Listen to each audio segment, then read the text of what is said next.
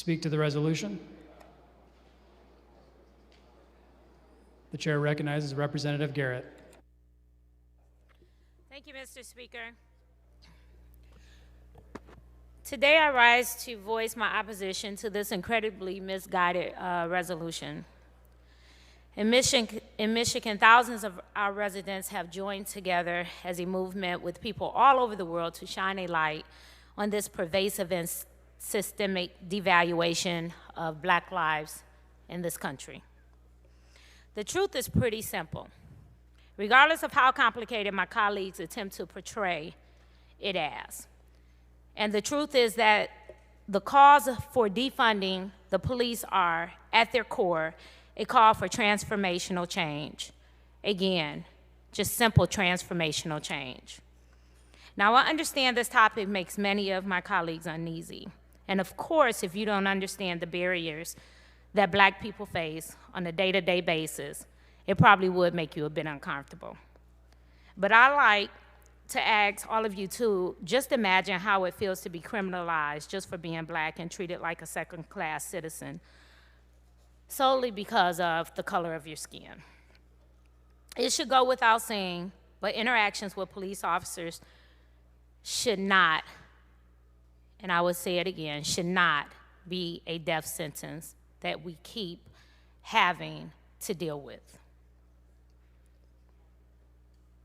Public servants who swore an oath to serve their communities have instead served as judges, juries, and executioners of the Black race. It's time to face the specters of police brutality and systemic racism head on. I just wonder how many of us is willing to do that.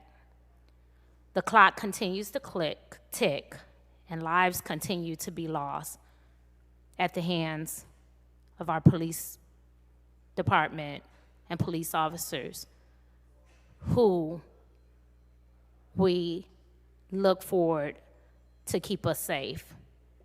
And it's just not working for the Black people. I encourage my colleagues to consider this. What would you do to keep your family safe? What would you do to make sure that they come home, regardless of the color of their skin? If the person you hired to protect them harmed them instead, would you keep giving them a raise? I know the cry to defund the police is quite scary, but simply when we talk about defunding, we're not talking about gutting the system.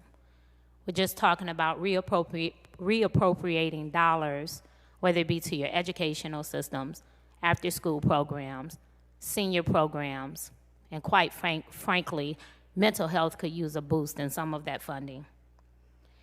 And rather than shying away from that fear, magnify it and carry it with you, because that is the cost of being Black in America. We never know which interaction with the police could quite simply, especially for the Black woman or man, or even my Black son, will be his last interaction. We never know if our loved ones will come home. Quite a scary thought. I hope each and every day as I travel 696 up 96 to the Lodge Freeway that I do not have any encounter with MSP, nor do I have any encounter with Detroit, because I never know if I'm going to make it home safe.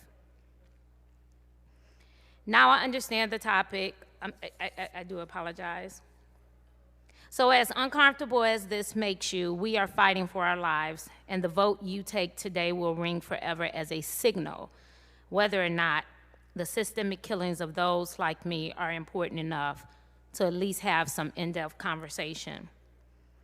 This is not a matter of politics, so let's remove the party lines. This is a matter of humanity. So please show me, and you could tell that it's not a matter to everybody, because we would be considering how we're going to vote on House Resolution 277 instead of having our side conversations. So please show me your humanity today by simply opposing House Resolution 277 and let us know how valuable our lives really are to you. Thank you, Mr. Speaker.